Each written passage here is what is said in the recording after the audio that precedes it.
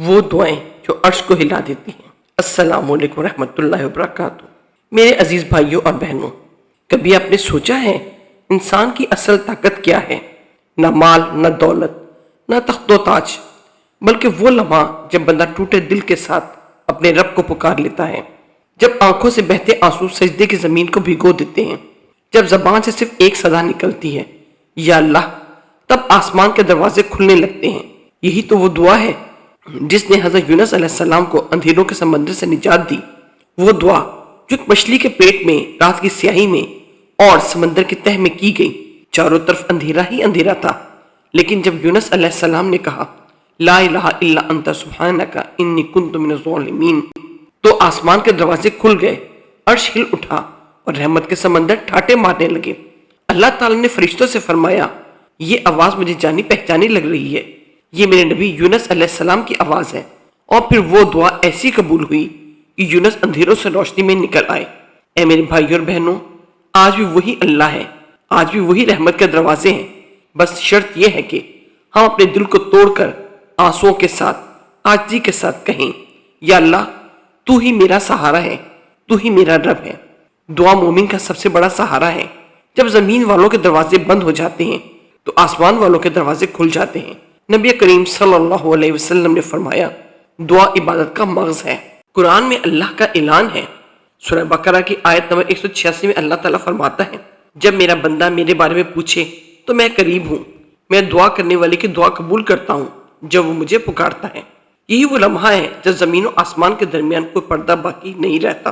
نبی کریم صلی اللہ علیہ وسلم نے فرمایا، 3 دعائیں ضرور قبول ہوتی ہیں: والد کی اپنے بچے کے لیے دعا، مسافر کی دعا اور مظلوم کی دعا۔ آمین۔ کچھ دعائیں ایسی ہیں جو آسمان کے دروازے کھول دیتی ہیں۔ ان میں سب سے پہلے حضرت آدم اور حوا کی دعا ہے۔ سورہ اعراف کی آیت نمبر 23 کا ترجمہ ہے، اے ہمارے رب، بے شک ہم نے اپنی جانوں پر ظلم کیا، اور اگر تو ہمیں نہ بخشے اور ہم پر رحم نہ کرے تو ہم لازماً خسارہ پانے والوں میں سے ہو جائیں گے۔ یہ پہلی توبہ کی دعا ہے جس نے توبہ کے دروازے ہمیشہ کے لیے کھول دیے۔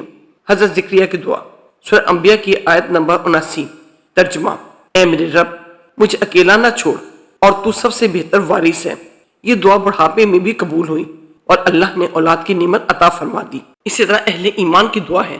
سورہ اعراف میں آیت نمبر 26 کا ترجمہ ہے، اے ہمارے رب، ہم پر صبر انڈیل دے اور ہمیں اس حال میں موت دے کہ ہم تیرے فرما بردار ہوں۔ یہ دعا سختیوں میں ایمان کو مضبوط کرتی ہے اور دل کو فولاد بنا دیتی ہے۔ دعا مغفرت ہے۔ سورہ آل عمران کی آیت نمبر 8 کا ترجمہ ہے، اے ہمارے رب، ہمارے دلوں کو ٹیڑھا نہ ہونے دے، اور اس کے بعد کہ تو نے ہمیں ہدایت دی اور اپنی طرف سے ہمیں رحمت عطا فرما، بے شک تو ہی سب کچھ عطا کرنے والا ہے۔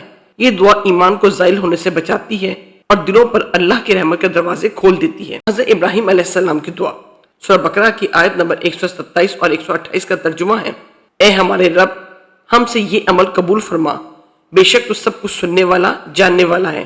اے ہمارے رب، ہمیں اپنا فرما بردار بنا اور ہماری اولاد میں سے ایک ایسی امت اٹھا جو تیری فرما بردار ہو۔ یہ دعا نسلوں کی ہدایت اور قرب الہی کے لیے ہے۔ حضرت موسیٰ علیہ السلام کی دعا، سورہ طٰہٰ کی آیت میں 25 اور 28 میں ہے، اے میرے رب، میرا سینہ کھول دے، میرا کام آسان کر دے اور میری زبان کی گرہ کھول دے تاکہ وہ میری بات سمجھ سکیں۔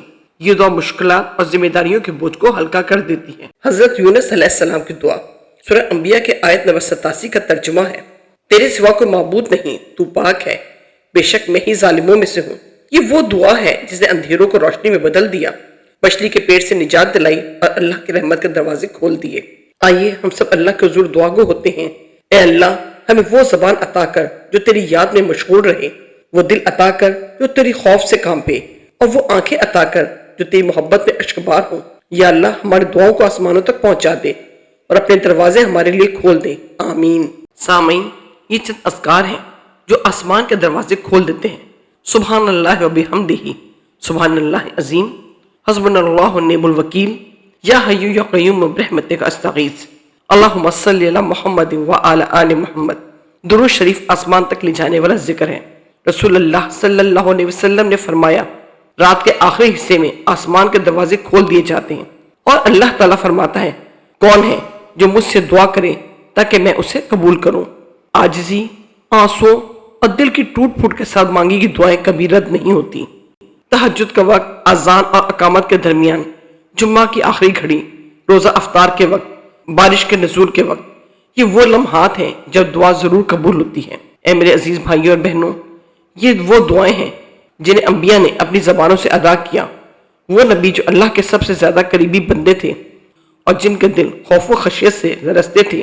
آج اگر ہم بھی اپنی زبان اور دل سے انہی دعاؤں کو پکاریں تو یقین مانیے آسمان کے دروازے کھل جاتے ہیں، رحمت کے فرشتے اترتے ہیں اور اللہ رب العزت اپنے بندوں کی فریاد کبھی رد نہیں کرتا۔